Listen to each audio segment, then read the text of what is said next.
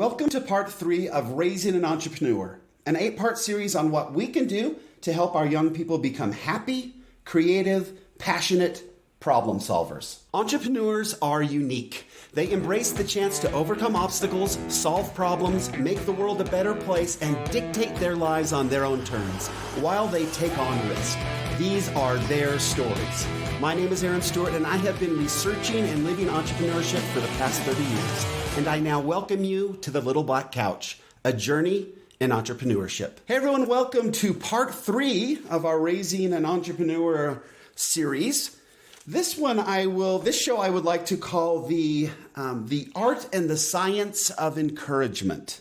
I must warn everyone that we are going to get into the weeds a little bit with some science. We are going to get into the weeds a little bit with my own research, which I am obviously thrilled about personally, but that may not be what everybody is used to hearing when it comes to the topics that we'll be discussing today. So anyway, I wanted to first jump into this concept of what our children go through.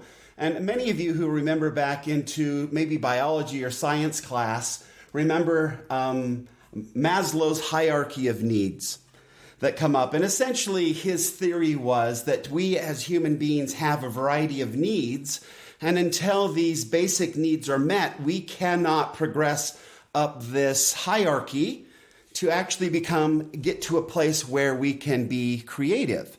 And some of those, just as a brief reminder, some of those would be physiological needs, where we're talking about food and warmth, water, rest, a safe place, a place where we can get all our basic needs met, right? So if we have a place where we can get water, we know we've got food that's available, we know that we can rest comfortably anytime we need to, then that basic need would be all taken care of, and we can worry about our next need, which then becomes security and safety, which would be, making sure that we've got enough money in the bank, making sure that our home is secure and we can sleep at night without somebody breaking in and taking all our stuff and hitting us over the head with a baseball bat. Once that need is met, we then can go on and worry about our relationships, how we feel in groups and how we feel accepted and the love that we get from others and our intimate relationships, our friends. That moves into more psychological needs, where safety and physiological needs are basic needs. We've now moved into psychological needs. Once those needs are met of feeling loved, we then can go into these ideas of accomplishing things, of developing prestige and being seen by our peers as being successful. And once that is all done, once we've accomplished that, then we can move up to this idea of where we can become creative and figure out who we are and all of that good stuff. Now, whether you believe in that hierarchy of needs or not is sort of beside the point necessarily. I don't necessarily personally believe that these needs are so systematically accomplished and then frees us up to worry about the next thing. But I will say this, that unless some of our basic needs and our psychological needs are met, it's very difficult for us to get into this place where we are creative problem solvers. Okay. And, and that poses a big problem for our youth, especially as they begin to develop and move up. Obviously, our children need to feel in a safe and comfortable environment in order for them to be most creative. And we talked a little bit about in show 1 how all of these, we can foster and help our young people to develop talents. It's not based completely on nature. It's more based on nurture and helping them develop these talents. In part 2, we learned about the different steps and the different needs that are required in order to make those talents become an actual talent, to actually grow into something that works for our young people, and sort of where we fit in as adults in helping them get to that. And now we are here at this particular point when we're talking about encouragement. Now, how did this research on encouragement, how did I fall into this area of study? And this goes way back into, I studied entrepreneurship, and got into this research project where we were looking at the effects of education on one's entrepreneurial perception. And it turned out that education did foster a more positive outlook when it came to entrepreneurial perception. And so that was really cool. Again, I was super excited about the results of the research because it essentially proved that governments handing out a bunch of money to a bunch of countries and then expecting that to change anything really wasn't the way to go about doing it. We would be far better off as a world united to be educating one another and helping them then notice and more accurately perceive entrepreneurial opportunities, and then fostering that new vision and helping them get to a point where they can essentially take care of themselves, right? Help them develop skills and get to a place where they feel motivated, where they get enough benefit, whether it be financial and psychological, all that they need in order to become successful, and we break them out of this horrible cycle of poverty.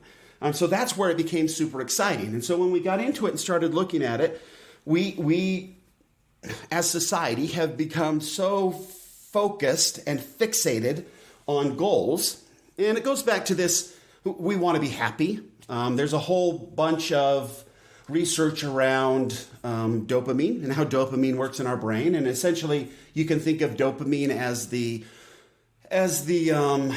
reward hormone or molecule that whenever we quote unquote accomplish something, this is at least what science says, whenever we accomplish something or we receive praise back or something, we get this hit of dopamine that really makes us feel quite great. So we'll see this in our youth quite a bit as they get on social media, where they will be making a post, and if a lot of people happen to like their post or their photo or whatever, and they get a whole bunch of likes and hearts and all that, they seem to be really happy. But then I noticed the opposite is also true.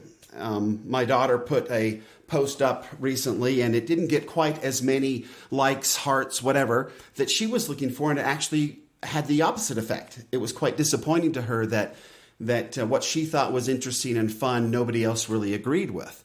So social media becomes a very interesting sort of tinderbox when it comes to the moods of our young people. But that's probably a discussion for another day. But this idea of dopamine and how that makes us feel is these little hits of dopamine of what keep us moving forward and keep us motivated and keep us trying to accomplish things. At least that's what we had been told. And so we decided that, hey, these people now have this perception of entrepreneurship. They see that there's more opportunities around them. Now let's help them actually start benefiting from this new perception. And so then we went out and you saw there was a huge influx of people saying, hey, you need to set goals. And so we started setting all kinds of goals. And goals, right? Set a goal, put your mind to it, work for it, do all that. The problem with it is it's sort of like saying, hey, do heart surgery. Boom. And then just leaving it out there and not really worrying about all the steps that it takes to become a heart surgeon and all the very difficult road that it takes to become a heart surgeon.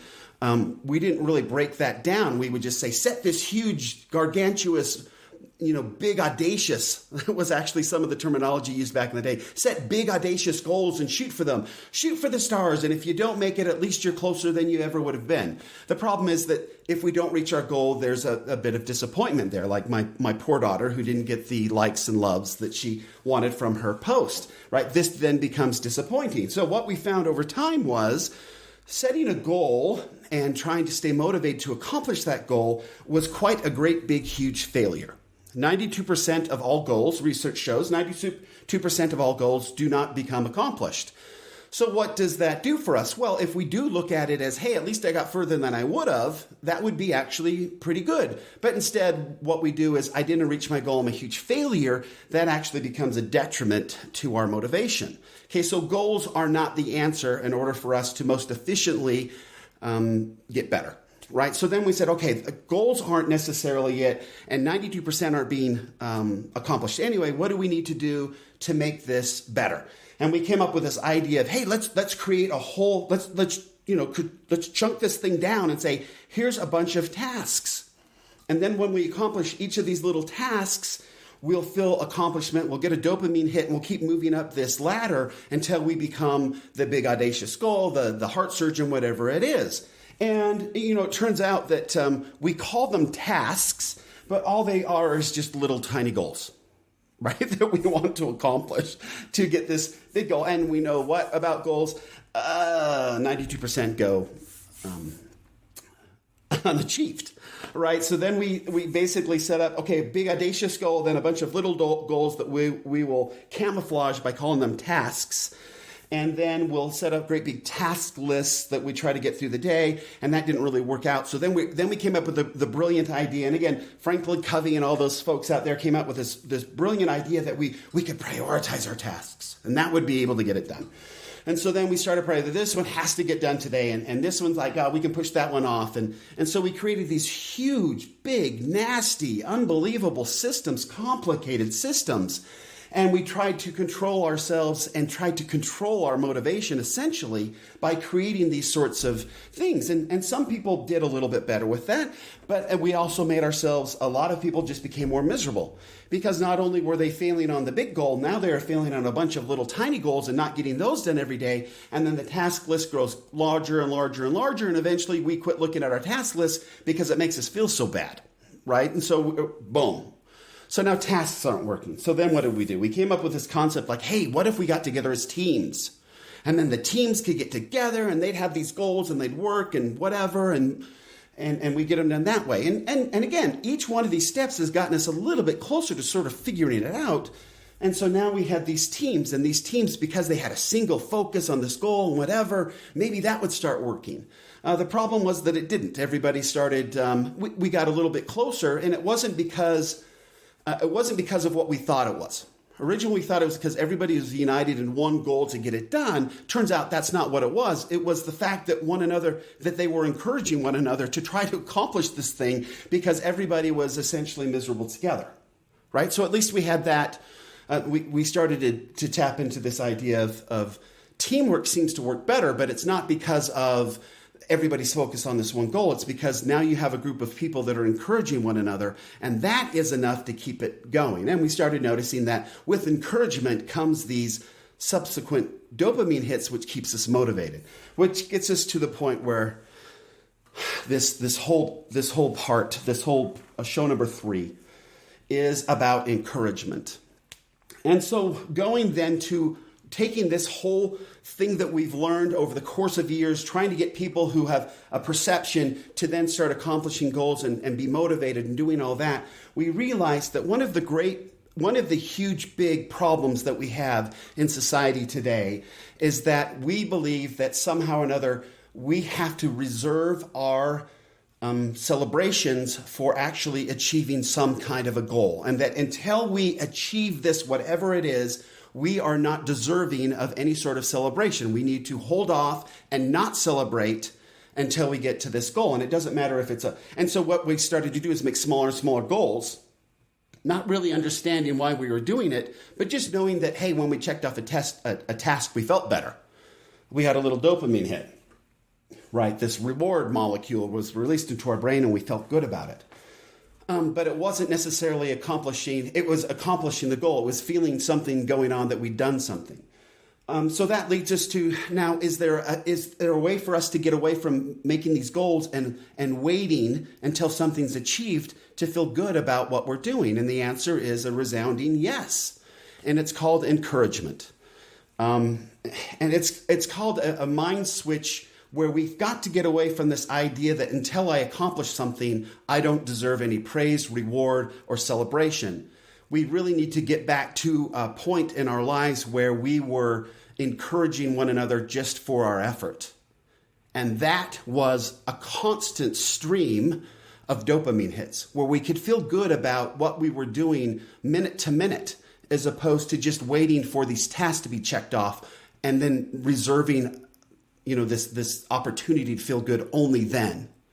And when we were children, and I use this example a lot, and I'm sure many of you who have listened to me previously have heard this example, but it is so accurate.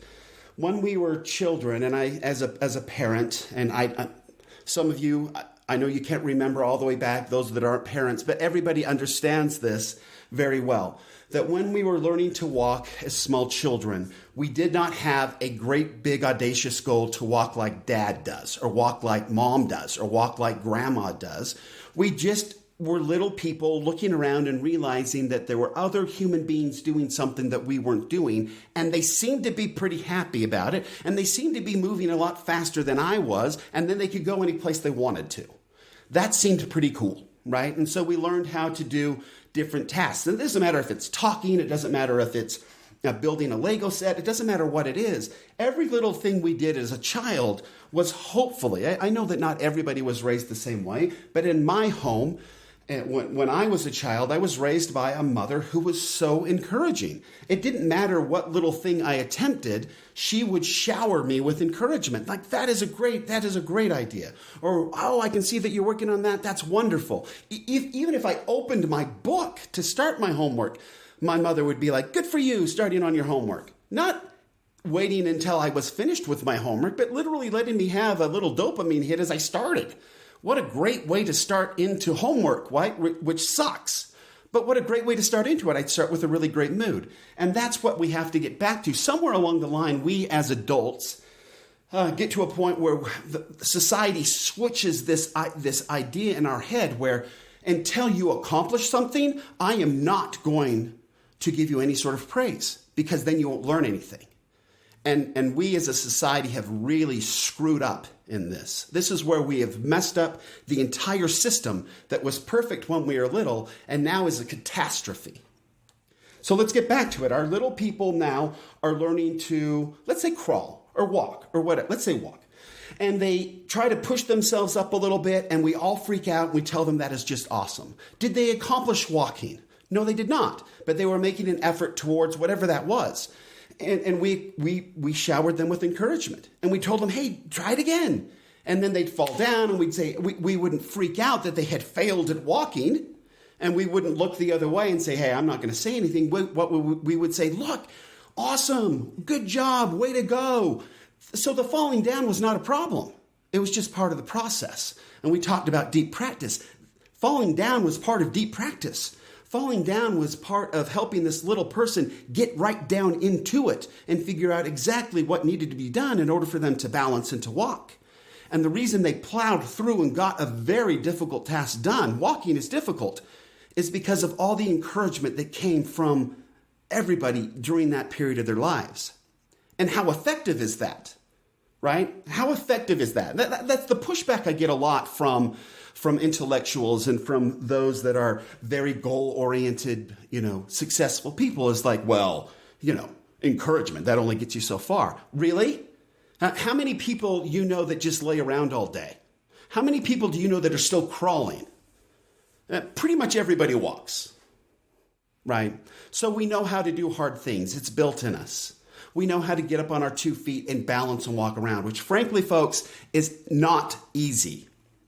Okay, it takes a lot of work to learn how to walk. And we do it so simply and so easily because we went through this process of deep practice. We are now expert walkers. Those neural pathways have been ingrained in us. They are surrounded in a thick layer of myelin, and we are expert walkers because we went through this process of learning surrounded with encouragement. We didn't have a goal. We didn't get up with our little baby list of tasks. None of that got us to the point where we accomplished something that is big and audacious and unbelievably complex, that of walking. Okay, so somewhere along the line, we as parents and adults get to a point where we decide that, hey, until you actually accomplish something, you're not going to get anything out of me. And that is going to teach you how to be a responsible adult. And that is a disaster. That is tragedy. I don't know where it happens. It happens somewhere around the line. It's somewhere along the line. As soon as they start to understand us and language and communication comes into it, we start to screw things up.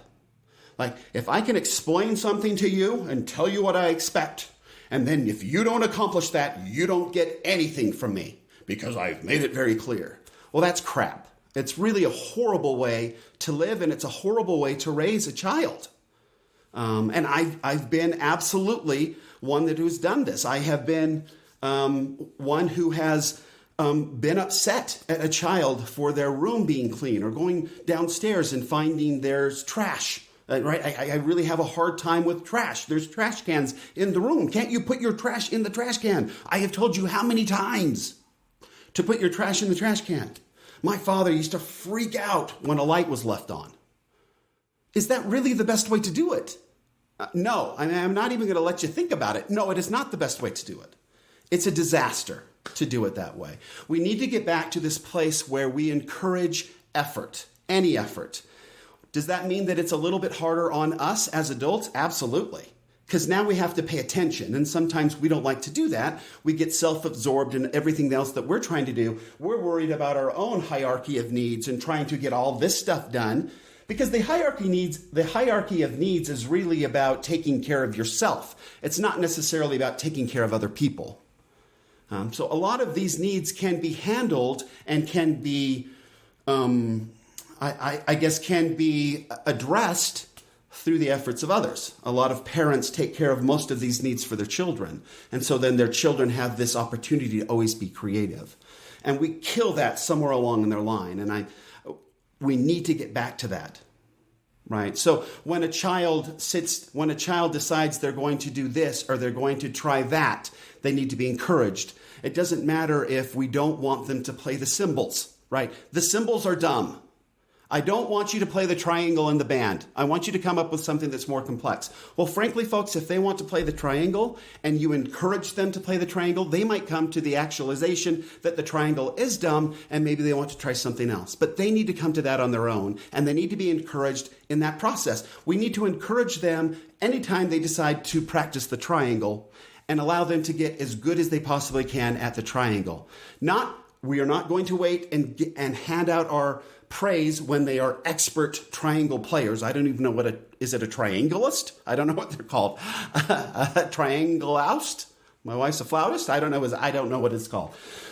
But our job then is we are to be encouragers of their effort, which means that we have to pay attention to when these young people are making an effort. Right? So if they start making a move towards their room, and we suppose that they may be heading that way to clean it, we say, thanks. Good job. I see you're heading towards your room to work on it. Great. Thank you. That's it. We don't sit there and wait for them to come back out and tell us, hey, my room's clean, to go, excellent job. Thank you for doing what you've been told. Instead, we continue to focus on the effort. Now, the cool thing about focusing on the effort is, hopefully, and this is something where we have to learn this ourselves. We as adults have become very bad at self-actualization and realizing when we are making effort.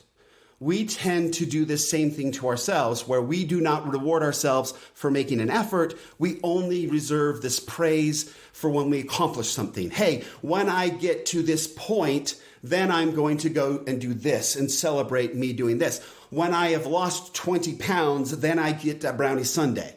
Well, that is really a bad way to go about doing it. And I understand why we do it that way. We've been taught that way. Society has taught us that way. But society is wrong. The way to get this done, and this is really the key to being happy more consistently, to stay happy at a higher level through the day, to stay motivated at a much higher level, and to accomplish way more in our lives than doing it the way society tells us to do it. And that is getting very good at recognizing effort and giving ourselves an attaboy when we make an effort. As an example, if we decide, my wife and I were talking about getting up at 5 a.m. and going for a walk.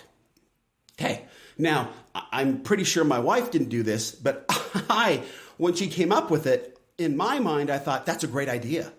Wow, I completely agree with that. And the fact that I agreed with it and thought it was a good idea, I gave myself an attaboy. I said, good job. That's awesome. Now, did we get up at 5 a.m. and walk this morning? No, we did not. But I'm not going to beat myself up over that. I took steps to even think about it. I made the effort to even think about it and even identify that that's a good idea. And I gave myself an attaboy, right? I got a dopamine hit last night right before I went to sleep. I got up and got myself dressed and came down to the office this morning. I gave myself an attaboy for that. I went and I took the trash out this morning, and we got some chips and salsa last night. For whatever reason, it sounded really good, but we didn't want the normal salsa. My wife asked for this tomatillo sauce, which is really good at one place. I got it from a different place. It turned out to not be very good at all. It was super, super hot, so we didn't use a whole lot of it. It smelled, really strong. You could still smell it. The next morning, I took that out into the trash morning. I took it to the trash can. I went to take it out to the street, and I put it in, and I pushed the trash down so I could get the top down, and the salsa exploded all over me. Right? I was dressed, ready to go to work, exploded all over me.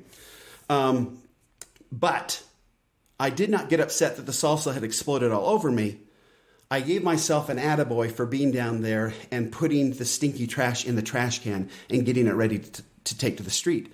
I went upstairs and changed, laughing that I was covered in this really horribly smelling salsa, because I also know that if I laugh about something, it's going to keep me in a very creative state.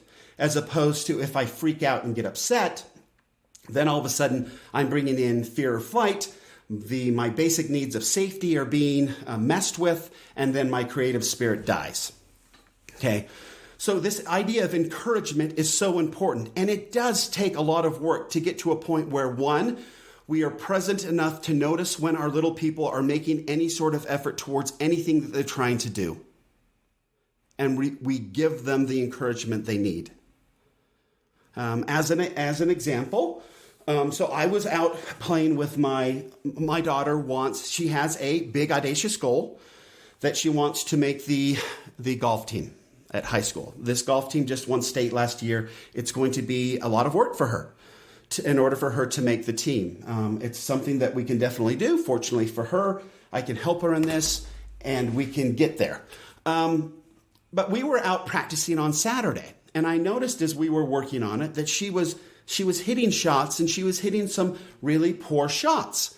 And I instantly recognized that my daughter was so caught up in the result of this shot that she could not enjoy the process. She was so disappointed that the ball wasn't going where she wanted that she was actually disappointed and not having a good time. Well, that's a disaster for somebody who wants to accomplish a goal.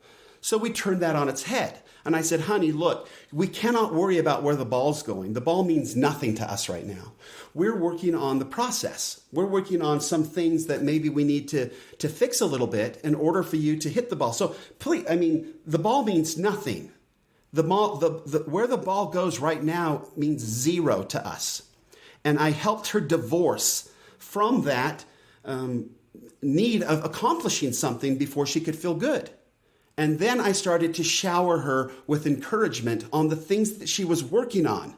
Not doing correctly, but just for the effort of what she was working on.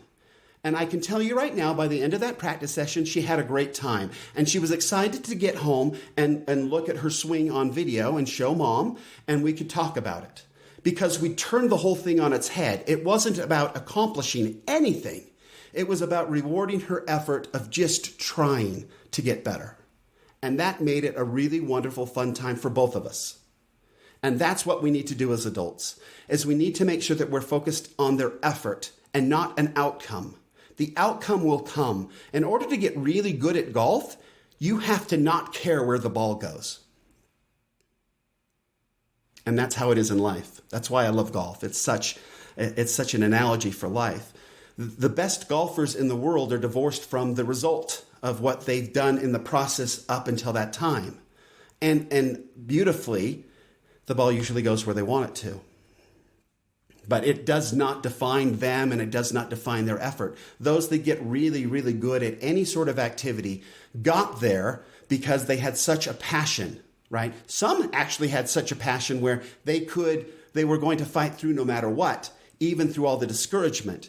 But I would argue, because we can build talent, we need to make sure that the motivation is there. And the way to keep the motivation there is to make sure that we are focused on effort.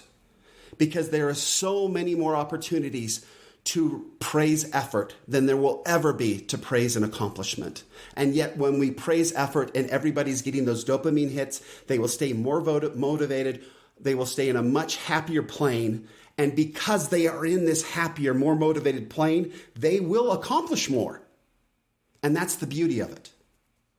And they will be able to stay in this state of what Maslov used to talk about, the self-fulfillment needs, this self-actualization place where they are creative, where they are passionate problem solvers.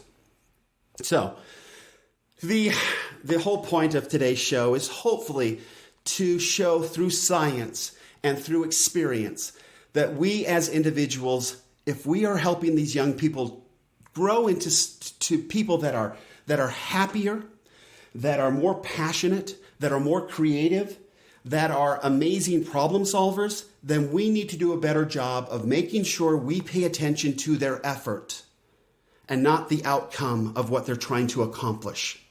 Do not hold back praise or celebration for accomplishments. Let's make sure that we reward effort with encouragement all along the way.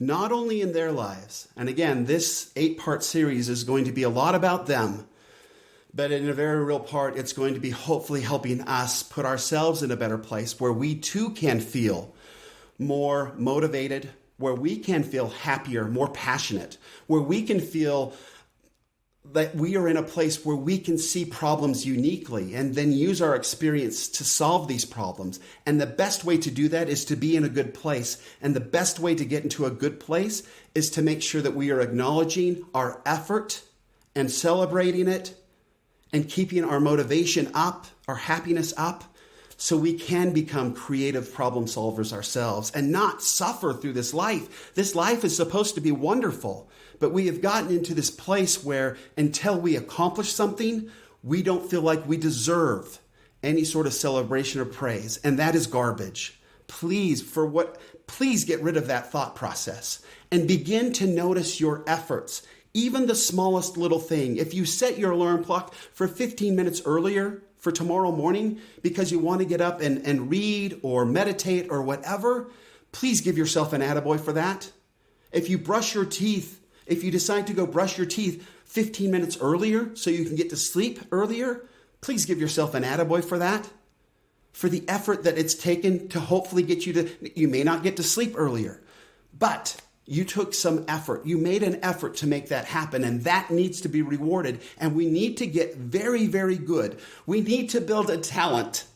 We need to get into deep practice of changing the way our brains work. So we are noticing our effort and we are celebrating it to get the dopamine hits we need to stay motivated. And as long as we are motivated, we will be creative problem solvers and we will solve problems at a much higher rate.